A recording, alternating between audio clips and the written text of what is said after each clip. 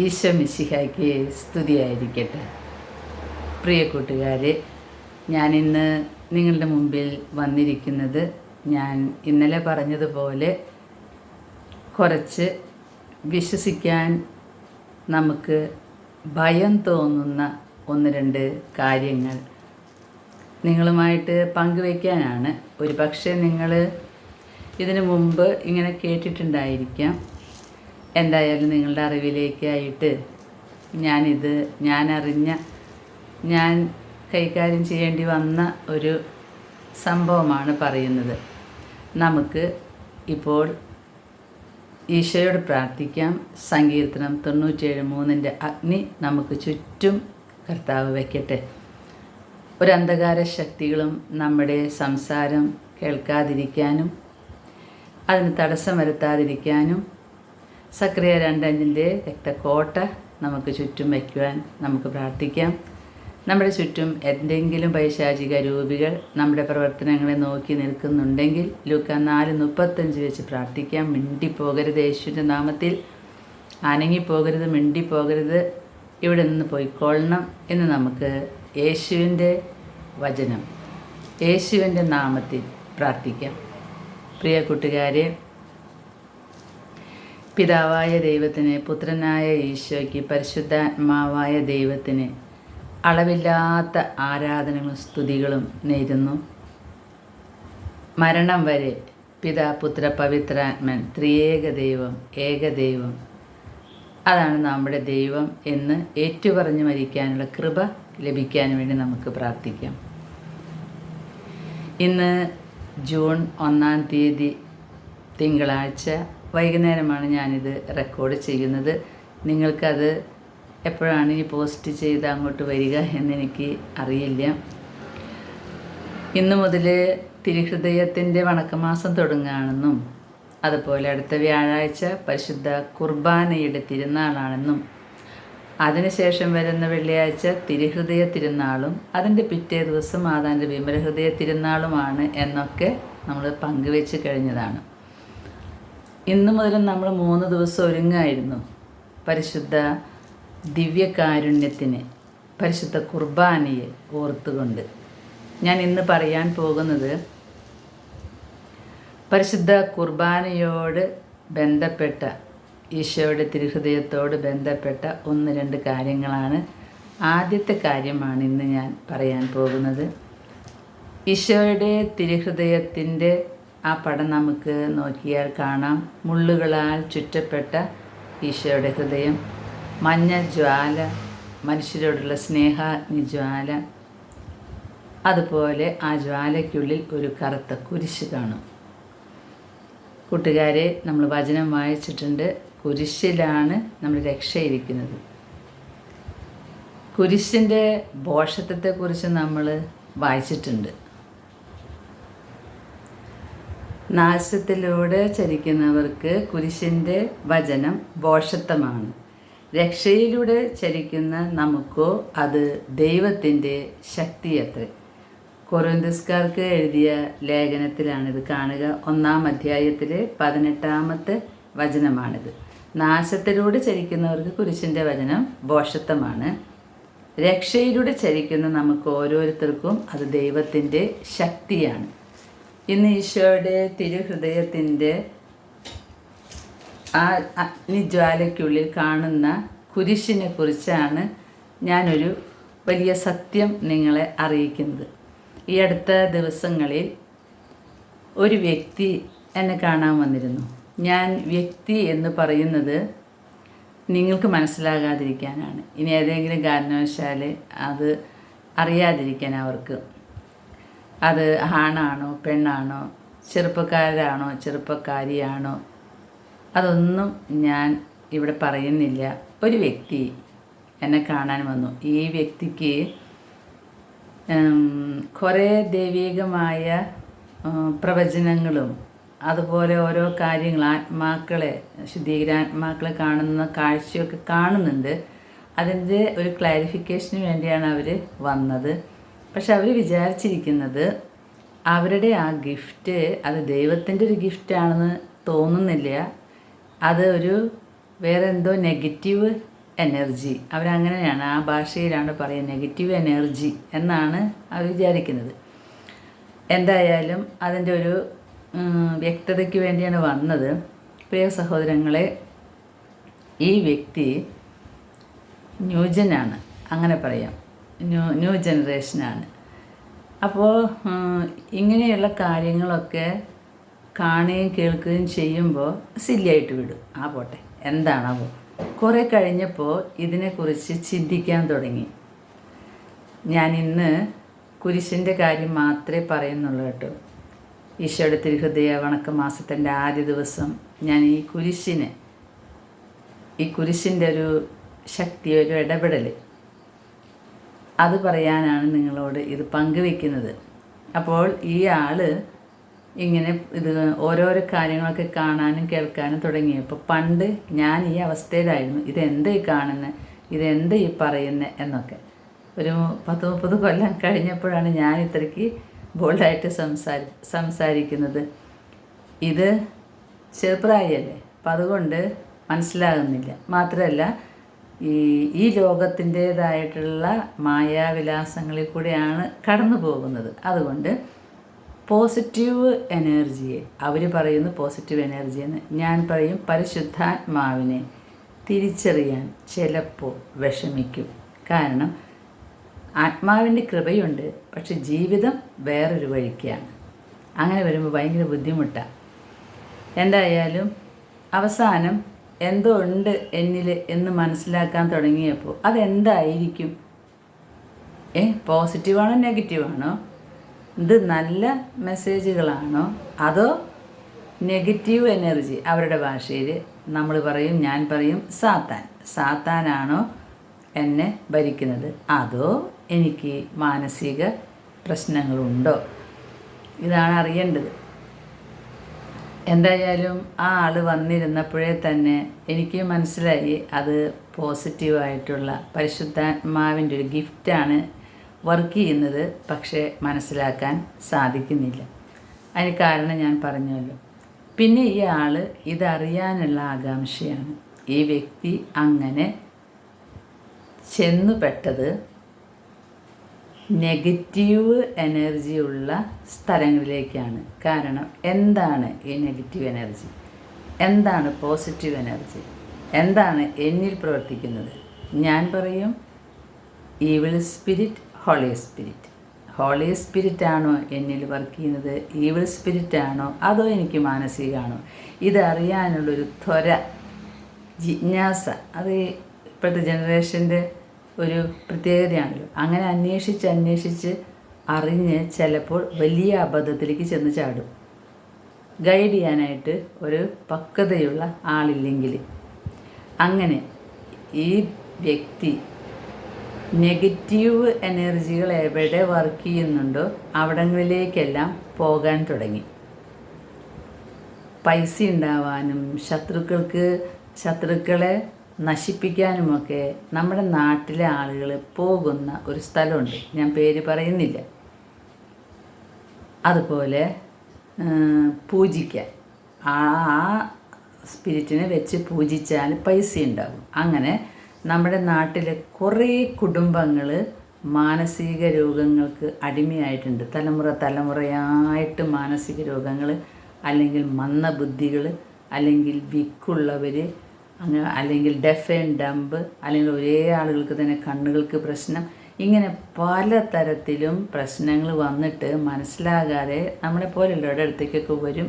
നമുക്കത് ഇതുപോലെയുള്ള ആളുകൾക്കൊക്കെ ഗിഫ്റ്റഡ് ആണെങ്കിൽ അത് മനസ്സിലാകും. അപ്പം നമ്മൾ പറയും, ഇങ്ങനെ പ്രശ്നം നടന്നിട്ടുണ്ടല്ലോ, അല്ലെങ്കിൽ എന്തോ പ്രശ്നം നടന്നിട്ടുണ്ട്, നിങ്ങൾ മാപ്പ് പറഞ്ഞ് കുർബാന അർപ്പിക്കുക പൂർവികർക്ക്.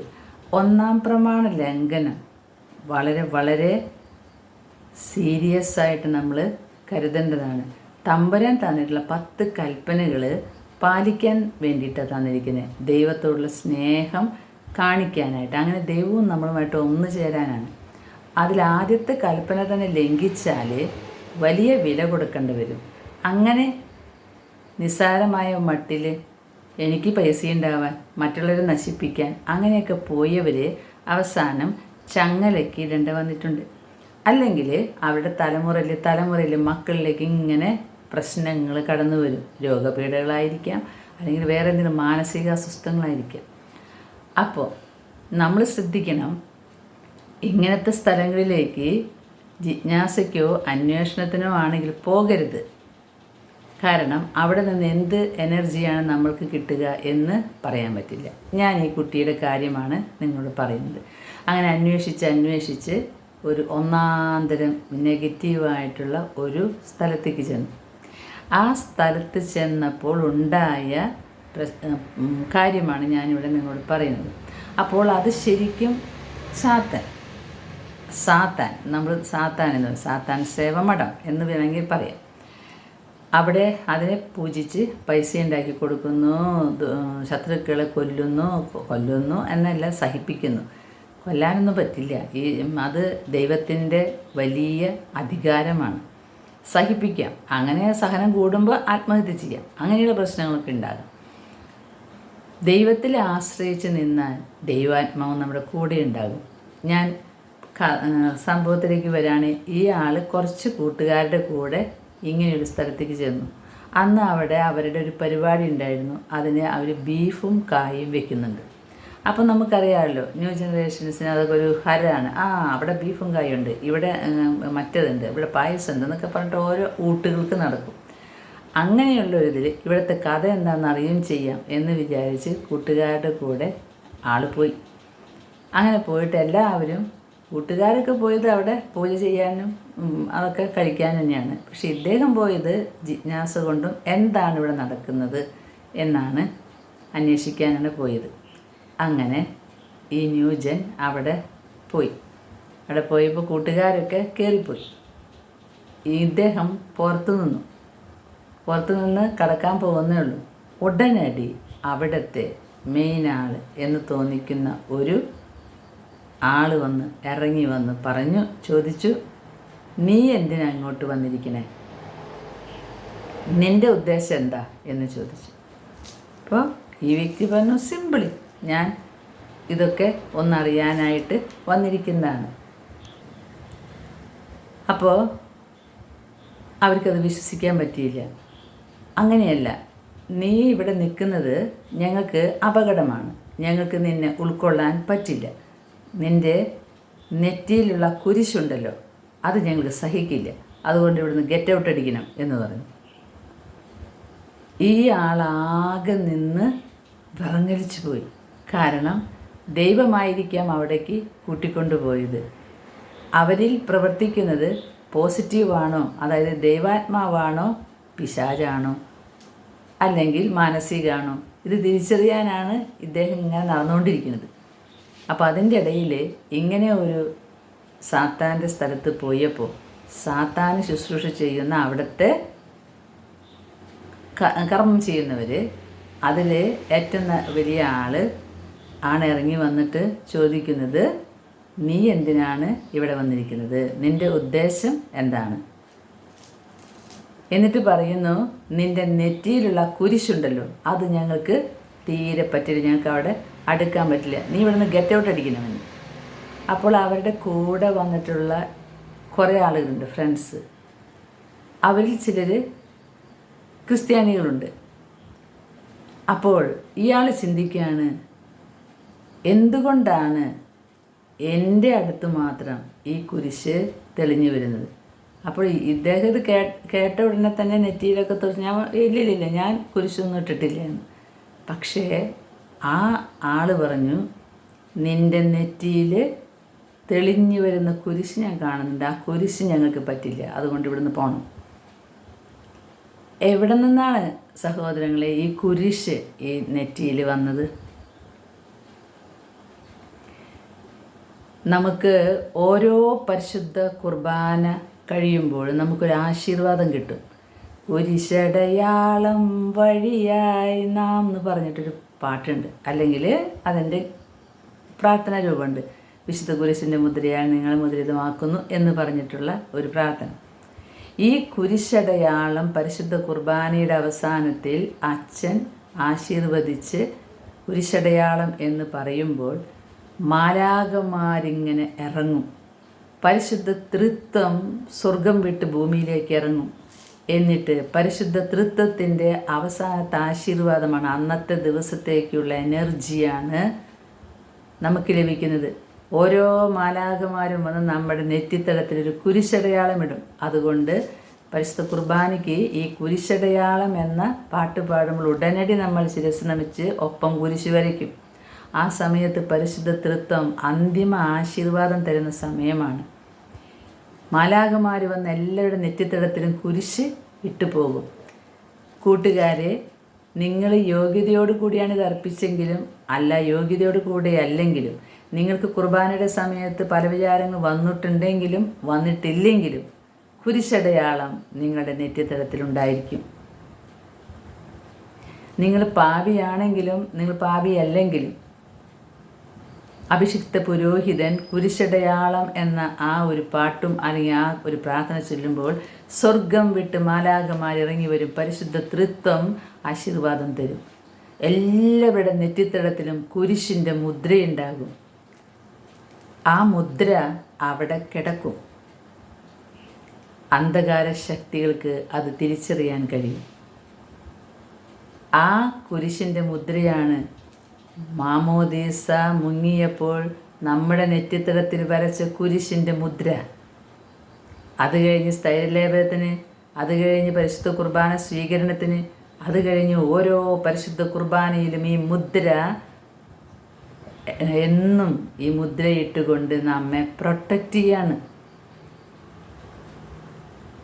ആ കുരിശ് അവിടെ കിടപ്പുണ്ട്. അത് കരിക്കൂരി കുരിശല്ല. അത് നമ്മൾ ഭംഗിക്ക് വേണ്ടി ബാഹ്യമായി കാണുന്ന കുരിശല്ല. ആന്തരികമായിട്ടുള്ള ശക്തികൾക്ക് അത് കാണാം. നമ്മുടെ ഈ ലോക ജീവിതം നന്മയും തിന്മയും തമ്മിലുള്ള പോരാട്ടമാണ്. ദൈവമുണ്ടെങ്കിൽ പിശാചുണ്ട്. അവനെപ്പോഴും ദൈവത്തിൽ നിന്ന് ആളുകളെ അകറ്റി നിർത്താൻ വേണ്ടി പരിശുദ്ധ കുർബാനയിൽ നിന്നും മാറ്റി നിർത്തും. പ്രാർത്ഥിക്കണ്ട എന്ന് പറയും. പരിശുദ്ധ അമ്മയെ അവന് ഭയങ്കര വെറുപ്പാണ്. കാരണം അവളാണ് അവൻ്റെ തല തകർക്കാൻ നിൽക്കുന്നവൾ. അതുകൊണ്ട് ഈ കാര്യങ്ങളിൽ നിന്നെല്ലാം മനുഷ്യരെ അകറ്റുന്ന പല പ്രശ്നങ്ങളും ഈ അന്തിമകാലത്തുണ്ടാകും.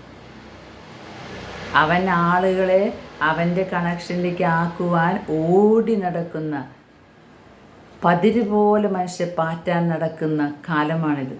അവസാനത്തെ പ്രയത്നമാണിത്. ജനം മുഴുവനിലും മ്ലേച്ഛത നിറച്ചിരിക്കുകയാണ്. വണക്കമാസത്തിൻ്റെ അവസാന ദിവസം ഞാൻ നിങ്ങൾക്ക് വീഡിയോ ഇട്ടിരുന്നു. കുറച്ച് പേര് വന്ന് ഞങ്ങൾ വണക്കമാസം അവസാനിപ്പിക്കുമ്പോൾ അഖണ്ഡ ജപമാല പോലെ ജപമാല ചൊല്ലിക്കൊണ്ടിരിക്കുകയാണ്.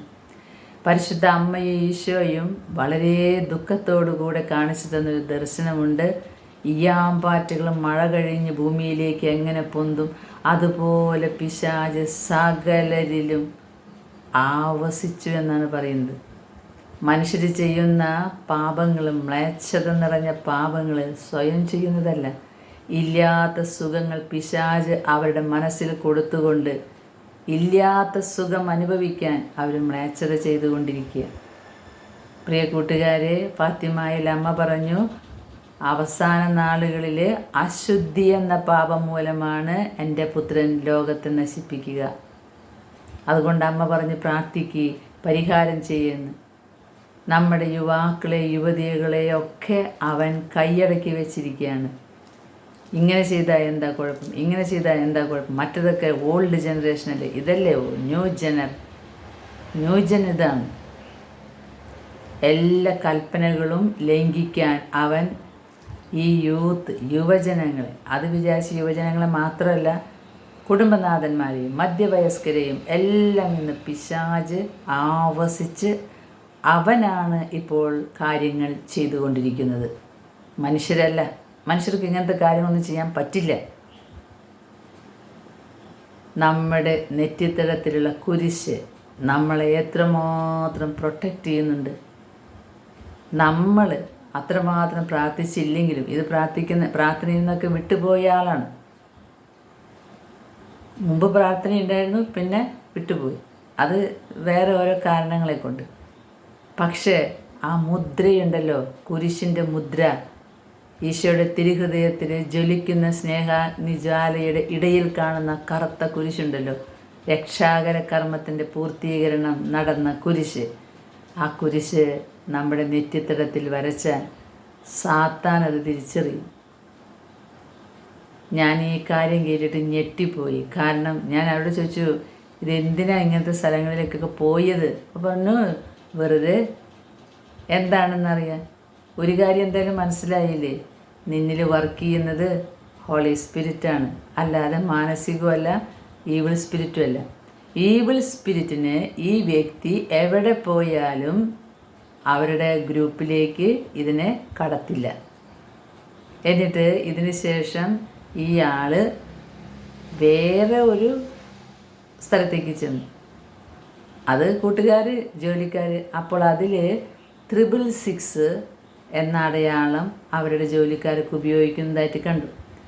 ആ ഒരു ഗ്രൂപ്പിലേക്ക് കടന്നു ചെന്നപ്പോൾ കറുത്ത വസ്ത്രങ്ങളിട്ട് കുറച്ച് എംബ്ലമൊക്കെ വെച്ച് കുറേ മനുഷ്യർ നിന്ന് ഗൂഢമായ കുറേ കാര്യങ്ങൾ ചർച്ച ചെയ്യുന്നു.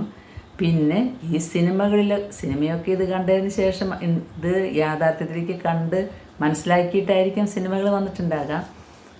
എന്നിട്ട് ഇവർ കൂട്ടം കൂടി ചർച്ച ചെയ്യുന്നു, അങ്ങനെ ബിസിനസ്സിൻ്റെ കാര്യങ്ങൾ പറയുന്നു.